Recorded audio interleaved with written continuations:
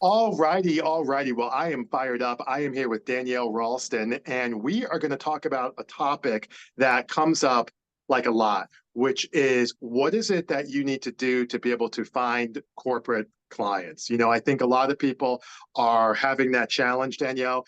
When you and I spoke offline, we were talking a little bit about that as well. And it's just something that for a lot of folks, they're not really sure what the process is. So I am so super excited to have you come on. Thanks so much for coming out. Thank you for having me, Brian. It's finding corporate clients can be, especially if you don't already have a foothold in the space, can be really, really difficult and hard to get your foot in the door because we're looking for this to be hard. We're Right. looking for the process to be hard, and it's really actually not. That's an interesting point right off the bat. I'm doing a manifestation mastery class. Vision Macchiani has us out there. It's called Mind Valley. It's really, really, yeah, it's really good. It's $5,000, but it's been good. Okay. And I mean, like, that to me is serious money. And for something like that. But it's so good. And your leadoff point, which is we're looking for it to be hard, really resonates because I think a lot of people, listening to the show, we're a coach, obviously, we're maybe doing some speaking, which we're going to talk about here in a second. And we're looking for it not to be easy. I know for myself, speaking for myself, that's exactly what I was doing. I was coming from this place of it had to be hard, it can't be easy. But when you really break it down, it can be a lot easier than I think people would expect. So let's get into that a little bit and talk a little bit about what you do for corporate clients. So to find corporate clients, one of the first things I do is I speak. Doing Right. things like this podcast, doing Right. a million podcasts, doing virtual events. Because believe it or not, even though you might only be in the Zoom chat, in a training or in a corporate virtual conference or something, you can make connections with people Right. in that virtual chat, especially if you're an introvert. That is a super easy, low effort way to get to know people. And then you just take that and go find those people on LinkedIn and connect with them. Right. Oh, we were Right. chatting in the Zoom session during XYZ. Oh, I love this point of what they said. What did you think about it? What did you get out of it? There's your starting point. What an interesting perspective, because I would never have thought about that. So right off the bat, what I'm hearing you say is you're networking essentially in a speaking endeavor. And then what's happening is you're going out and translating that right over to LinkedIn. So talk us through that. Like, I don't want to make it hard. I'm just saying, like, you would say when you're doing the connection, so you don't know the person, right? You're doing the connection. You might say something like, we were chatting on the XYZ conference. I'm asking. So literally, I will connect with people on LinkedIn as I'm chatting in the Zoom chat. I'm looking at their So names you're and doing I'm real copying and time. pasting them. I have LinkedIn open during a virtual event, and I'm Okay. connecting with as many people as I can during that. Okay. Okay. And it's screen here with Zoom on it and a Right. screen here with LinkedIn on it, and you're connecting with people. It's one of the quickest and easiest ways, because if they're attending a conference that is in your industry or you were interested in, for you want them as that kind of client, is your ideal client, Right. start chatting with people, because getting to know people is the only way you're getting into a corporate office to speak to anybody else. You are Exactly not that. getting in that office by running a Facebook ad or Nope. a LinkedIn ad or a Nope. Google ad or a Nope. YouTube ad. The Nope. ads do you zero good. They are a Right. waste of money, a waste of time, waste of effort, like huge waste of energy and effort. Getting to know, it's who you know, not what you know. Right. No, that's a great start. Okay. So then also then you talked about the idea that when you're speaking, you mentioned that you're speaking. So talk to us a little bit about that. Like you're speaking virtually, I think we talked about. You also speak some physically a little bit as well. Talk to us Yes. about the speaking So element. speaking virtually, hire yourself a PR person to get you into virtual events that has your ideal audience. Okay, that's a good start right off the bat. So I just want to highlight that. Get yourself a person who knows that these events are going, that are in alignment with your, I like to call it your buying market. Keep going. This is a great start. So I mean, and the first person I hired, I didn't have a big budget. I think I spent $130 for like Right, a month for 3 months to just get right. somebody to get me into some summits and some online speaking events. Okay. She only got me into 5, but those 5 events got me 2 clients. Wow. Wow. Okay. So you got a chance to get in there and you're getting able to speak. Yep. The next thing Excuse me. is let your fingers do the walking. Find conferences Okay. to physically go to. I know for a while, obviously, we were only doing online Right, because that's what there was. But right. go to as many physical conferences, even if it's an adjacent audience. Okay. Here's what I mean.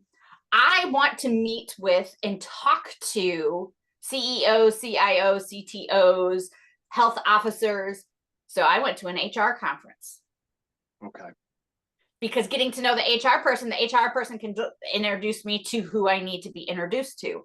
I want to work with, I'm in my business. What I do, one of the things I do is we do one-on-one ADHD coaching for busy adults, and we do ADHD and autism, and I wanted to get in with those clients, and I was having a hard time meeting them just online because they tend to be introverts. They tend to not like social media.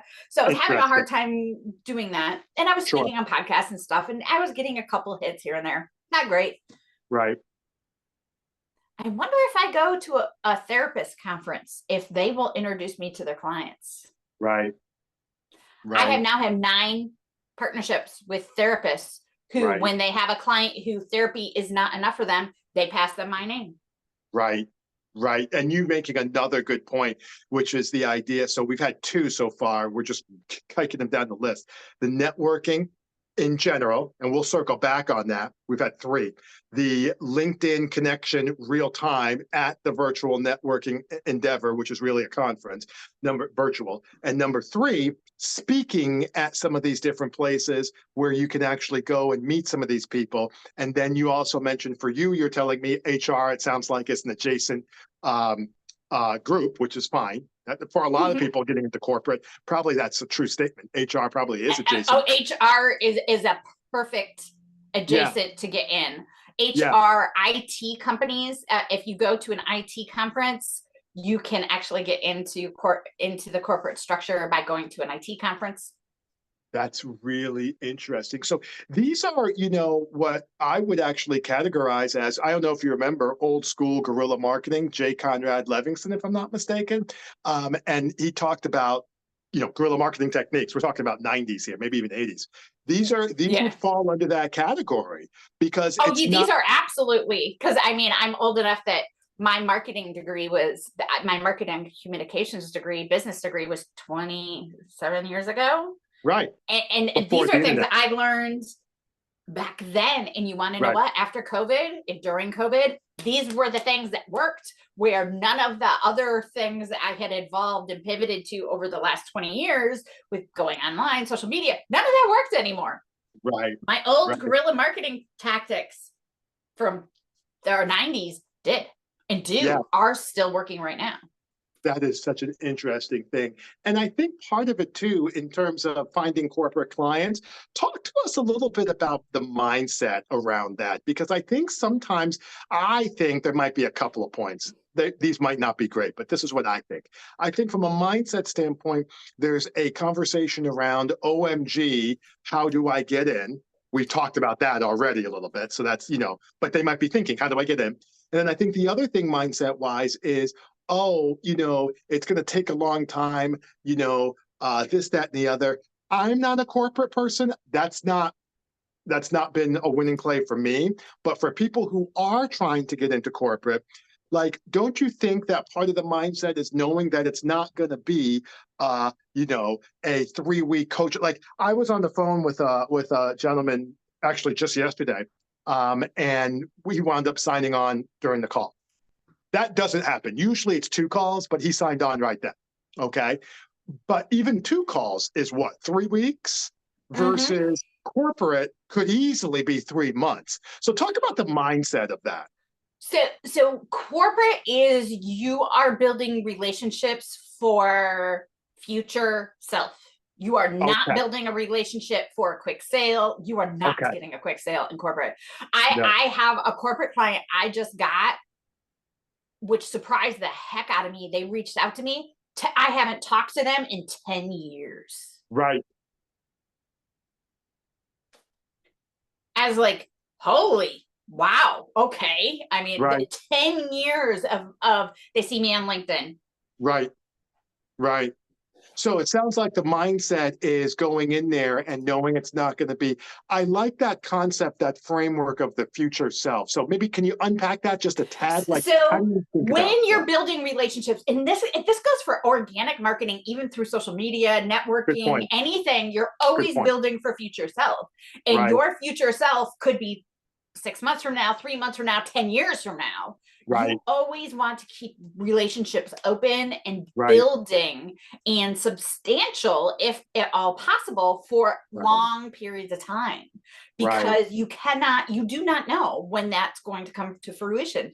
And this 10-year relationship that I have with somebody is when I was in a completely different corporate structure industry. I was still working in IT and doing IT sales and marketing. And now I'm in the neurodivergent space exclusively. I was back then, but I did it as like a side hustle thing. Now that's what I exclusively do. And they are bringing me into their Fortune 500 business because they've seen me change, evolve. They've seen everything on LinkedIn over the years. They saw a live that I did a few weeks ago speaking for a large event, and I did a promo thing for it, and they picked up on it. Because they remembered me from that thing. And that's the other part, is you have to do something to be remembered. And this is where you have to be really comfortable. You have to be comfortable with yourself. Be fun.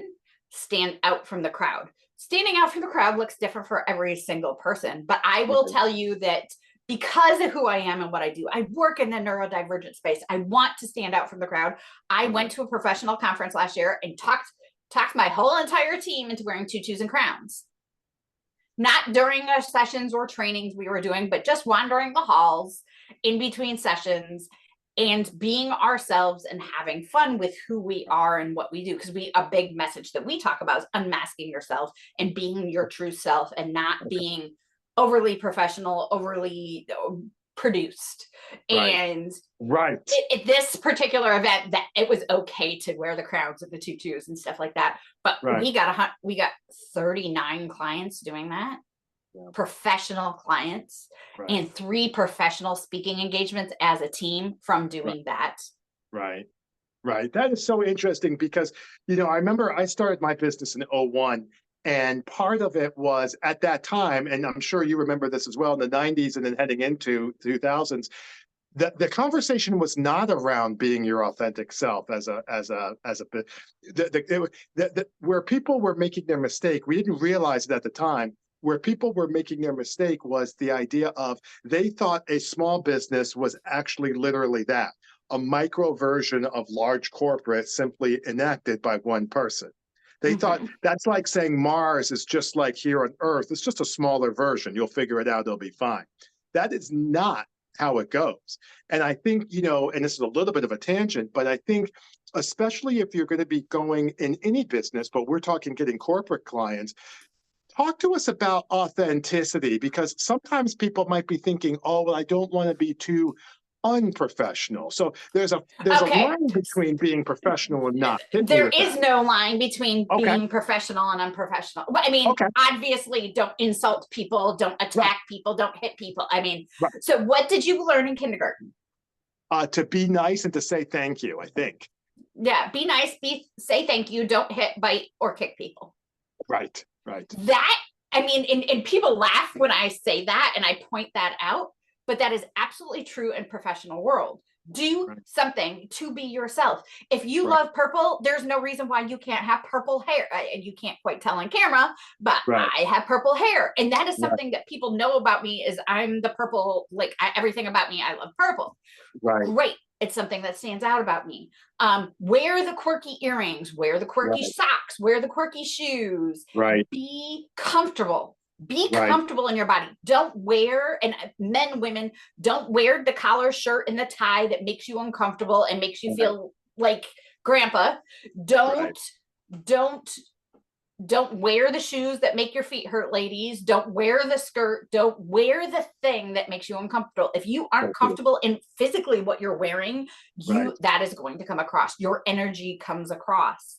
If Right. you are comfortable, if you are happy, if you are engaging, if Right. you do something to be memorable, and doing something Right. to be memorable can be as simple as, and I'm grabbing these, my business card Right. trying to get that, is reflective and has an avatar on the back of it. People remember Right. that. If this Right. is all you do is make your business card memorable, have it not Right. look like the standard thing. The other thing that we've done is we've given bookmarks Oh, that's a good idea. with our pictures on them and stuff. And our bookmark says this bookmark is intended to mark your place in a book you will never finish. People That's funny. remember. I might have People to take that remember there, that Danielle. stuff. That's a really good idea. That's a good one. I like that. I mean, and we've all seen like doing the different shaped cards and stuff. A Yeah. different shaped card is actually going to be annoying. A bookmark people are going to use. They're going to stick it in something. I They're going to love use it. that idea. Yeah, that's a But keeper. a business card that has something quirky and fun to it also Yeah. can be something. But Right. physically, if you aren't comfortable in your own skin and your body, you're not going to do the thing. I have gotten on stage and I got a lot of flack. I spoke at, and this is back in the 90s when very few Yeah. women were speaking at IT conferences. Yeah. I Yeah. spoke at a conference and I got up in, I'm also in a band.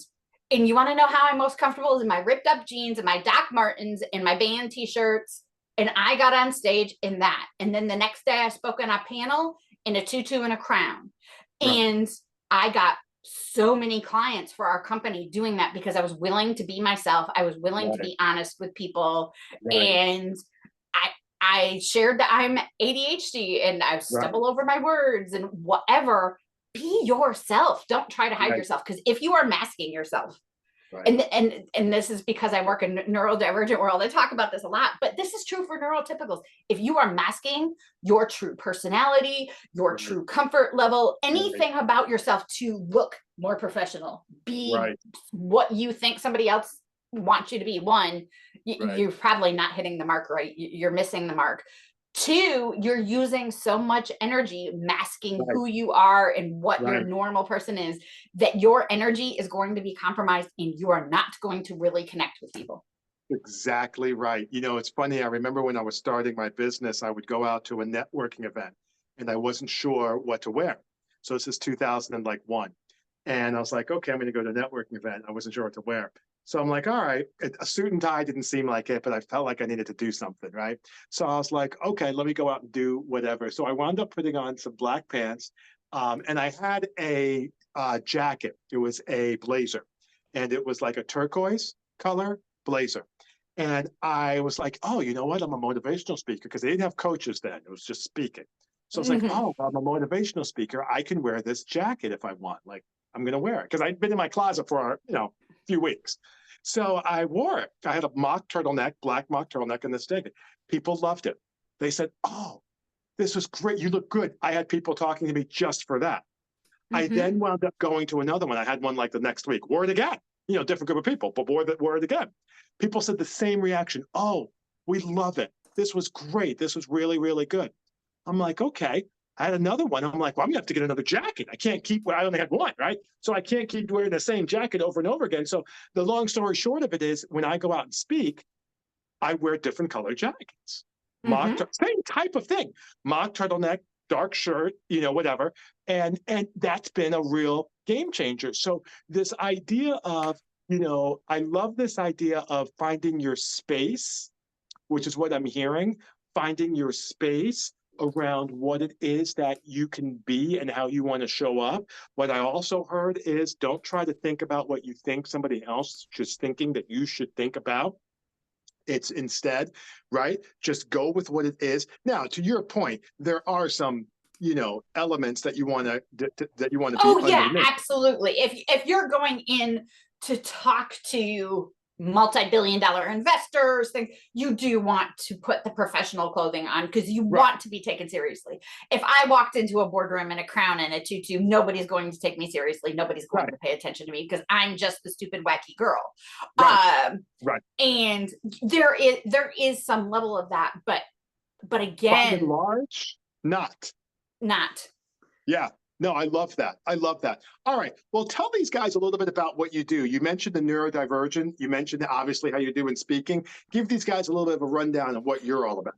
So we have three pieces to our business. We do corporate consulting. We will go into a business and we have a custom built software that we have that's called a wide survey. And we will survey all of your employees and find the strengths and weaknesses of your employees as a whole and help you build support systems, we would have called them accommodations in the last 5 to 10 years. We will help as a whole because we have found when we go into a business and help a neurodivergent employee by helping them with transcription services or note-taking or something like that, the whole entire team benefits and increases their productivity. So we have one of the women on my team has written this software.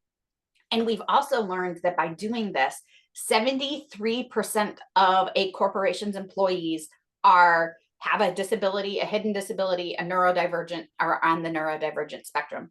73%.